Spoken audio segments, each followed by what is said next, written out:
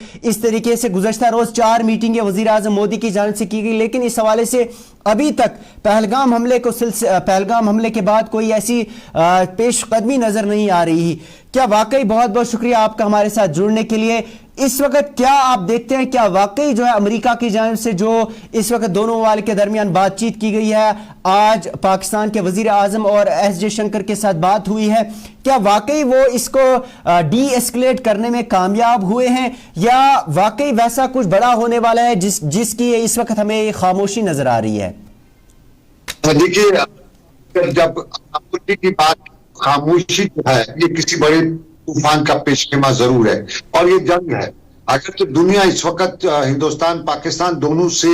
Back channel पे या front line पे बात करते हुए कहती है कि डीएस्केलेट कीजिएगा, टेम्परेचर डाउन कीजिएगा, लेकिन हिंदुस्तान में, मुल्क में जो इस वक्त माहौल बना है वो जंग से कम क्या नहीं है। चाहे वो मीडिया हाइप हो, अवाम का रुझान हो, ये सारी चीजें जो है इसमें जो पॉलिटिकल लीडरशिप को है इसको एक मजबूर कर दिया है कि इस वक्त आर या पार हो ही जाए। ये मुल्क की सारी अवाम का जो रुझान है इस वक्त हर जगह पे, चूंकि आज के दौर जो है सोशल मीडिया का दौर है, ओपिनियन जो है सोशल मीडिया में बनते हैं, तो इस वक्त जो ओपिनियन बना हुआ है उसमें जंग की बात है। और इस जंग की बात में अब देखना है, स्ट्रेटजी ये है, लीडरशिप की क्वालिटी यही होती है कि अवाम जब इस तरह का माहौल पैदा करती है तो उसको किस तरह से हैंडल करना है। तो हैंडल करने का ही ये खामोशी जो है हैंडल है इस वक्त। यकीन रखिएगा,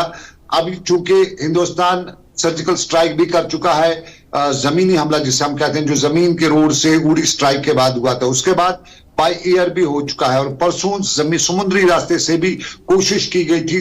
जिसको बाद में ईरान और सऊदीया ने उस वक्त जो एक रोल, खासतौर पर ईरान का जो रोल है जिसमें नेवल जहाज जो आईएनएस है उसको पीछे लाया गया, तो कोशिश उस दिन उस रात को ही थी कि कराची पोर्ट को निशाना बनाया जाए, लेकिन उसको पीछे लिया गया। लेकिन साफ जाहिर है इस वक्त मुल्क में एक अवाम का उबाल है, अवाम चाहती है, तो इस मामले पर पॉलिटिकल लीडरशिप को मजबूर भी होना पड़ सकता है, अगर ना चाहते हुए भी, लेकिन जवाब देना पड़ेगा। और अब जवाब के लिए चूंकि कल ही वज़ीर आज़म ने फौज को पूरे इख्तियार दिए हैं और उनको बताया कि आप समय, सीमा और जगह, ये तीनों चीजें आप करें, तो इसमें सारी चीजें जो है वो इस वक्त जो है फौज बैठी होगी, जो पॉलिसी मेकर्स हैं वो बैठे होंगे और वो देख लेंगे, क्योंकि इस वक्त पाकिस्तान भी होशियार होगा। पाकिस्तान ऐसा नहीं है कि कल उनके जो डीजी ISPR या उनके डिप्टी चीफ मिनिस्टर ने भी, प्राइम मिनिस्टर ने जो प्रेस कॉन्फ्रेंस की, उससे साफ अंदाजा, और ये आम आदमी को भी अंदाजा है, गैर भी इस पे बात कह सकते हैं कि पाकिस्तान भी तैयार बैठा होगा। तो हर कोशिश को जो हिंदुस्तान की तरफ से होती है उसको नाकाम बनाने की कोशिश, क्योंकि आक्रमण है, आक्रमण का मतलब है कि हमला करना, और ये आक्रमण ऑपरेशन जो है हिंदुस्तान की तरफ से हुआ है, तो पाकिस्तान उसके लिए तैयार बैठा होगा कि हम, तो उस तैयारी में जो कोलेटरल डैमेज है वो कम से कम हो, उस हवाले से सही वक्त का इंतजार किया जा रहा है। तो ये सही वक्त जो है इस वक्त, शायद ये सही वक्त जो है ये कल हो सकता है, ये अभी हो सकता है, ये परसों हो सकता है, क्योंकि ग्राउंड इंटेलिजेंस जो है वो सारी गैदर की गई है, जारी होंगी, की गई होंगी, उसके साथ साथ जितने भी दूसरे, तो ये जो है इस वक्त इससे कह सकते हैं कि इसको टाला नहीं जा सकता है। हमला तो करना है, इसको टालना, रोकना ये पॉसिबल नहीं है। अब हमला किस सिचुएशन में होता है, किन सर्कमस्टेंसेस में होता है, और खासतौर पर हिंदुस्तान ने अगर टारगेट्स अपने बनाए होंगे कि वो पाकिस्तान में आमतौर पे है कि जो मिलिटेंट बेस हैं वहां पे उनको टारगेट करेगा, जी इंडिया की तरफ से उनको टारगेट होगा, तो साफ जाहिर है पाकिस्तान ने पहले उनको खाली किया होगा, तो उन पे इस वक्त टारगेट करना, ये शायद हिंदुस्तान को मालूम होगा कि भाई वहां पे तो फायदा है, कुछ नहीं है, तो ये जगह देखने की कोशिश की जा रही होगी, किस एरिया से करना। तो ये सारा वक्त जो है इस वक्त सारी जो मुल्क की टॉप लीडरशिप है वो इसमें बैठी होगी कि जंग करनी है हमें और ये करनी है, इससे रुकने का अब सवाल पैदा नहीं होता है। अब रुकना जो है ये पॉलिटिकल जो है,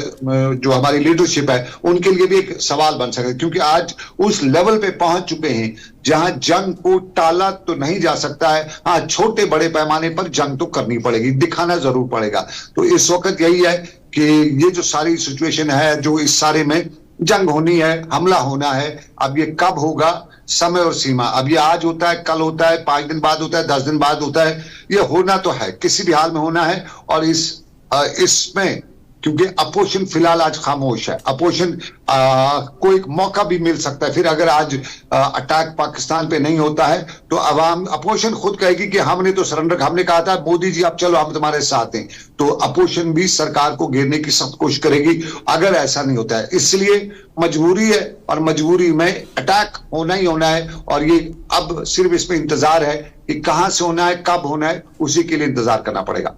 आप कह रहे हैं जंग होगी, ये किस नवियत की जंग होगी? दूसरी तरफ से जो दुनिया की आलमी ताकतें हैं, अमेरिका है, रूस है, कतर है, सऊदी अरब है, वो तो दोनों ममालिक से इस वक्त राबते में है, बातें कर रहे हैं। अक़वाम मुत्तहिदा भी तहम्मुल की बरतने का जो है इनको अपील कर रही है कि आप तहम्मुल बरतें। क्या वाकई अगर भारत की जानिब से कोई हमला छोटा ही होता है, वहीं दूसरी तरफ से पाकिस्तान भी तो रिटेलिएट करेगा, क्या ये वाकई में महदूद फिर जंग रहेगी, या आपको लगता है कि ये मजीद बढ़ने का खदशा है? अगर वाकई यहाँ से कोई हमला होता है, आपके मुताबिक इस वक्त मरकजी सरकार मजबूर है इस तरीके का कोई स्टेप लेने में? देखिए, यूजुअली जंग में बड़े पैमाने की हो, छोटे पैमाने की जंग तो जंग होगी, लेकिन सबसे इंपॉर्टेंट है कि इंडिया की तरफ से टारगेट किसको बनाया जाता है,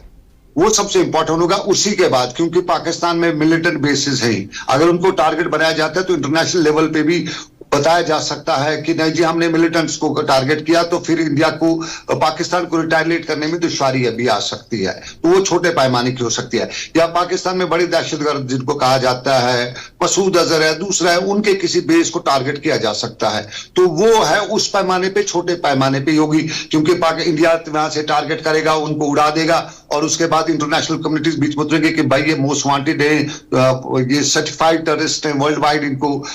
माना गया है, तो उस पे पाकिस्तान फिर रिटेलिएट नहीं कर पाएगा। तो सवाल है इंपॉर्टेंट कि टारगेट किसको किया जाएगा, ये बहुत ही इंपॉर्टेंट होगा, और ये आने वाले वक्त में है। लेकिन इंडिया की ताकत जो है वो बड़े पैमाने की और छोटे पैमाने की, जंग इंडिया हर कोई लड़ सकता है। 6 महीने इंडिया बगैर किसी चीज के लड़ सकता है, 6 महीने इंडिया के पास ताकत है। तो इसलिए इंडिया को इस टाइम बॉदर ही कुछ नहीं होगा कि मैं कहां से करूं, क्या करूं। उनका सिर्फ इतना है कि अगर पाकिस्तान वापस रिटेलिएट करता है तो फर्स्ट इंस्टेंस में जो डैमेज यहां से वो कम होना चाहिए, वो कम से कम डैमेज होगा यहां से भी, लेकिन कम होना चाहिए। सारी नजरें उस पर होंगी कि पाकिस्तान अगर रिटेलिएट करता है, साफ जाहिर वो करेगा, क्योंकि उसके भी अपनी जो मुल्क की सॉवरेनिटी की जो बात करते हैं, तो वो रिटेलिएट जो है उसमें उनके पास क्या ऑप्शन है, वो किन जगहों को निशाना बना सकते हैं, उन पर गौर खोज होगा, और उसी की उनकी सिक्योरिटी उसके हवाले से ही इस वक्त मुल्क में जो पॉलिसी मेकर्स हैं वो काम कर रहे होंगे, उस पर लगे होंगे। लेकिन जंग को टाला नहीं जा सकता है। अब ये आज होती है, कल होती है, 10 दिन होती है, 15 दिन होती है, 20 दिन होती है,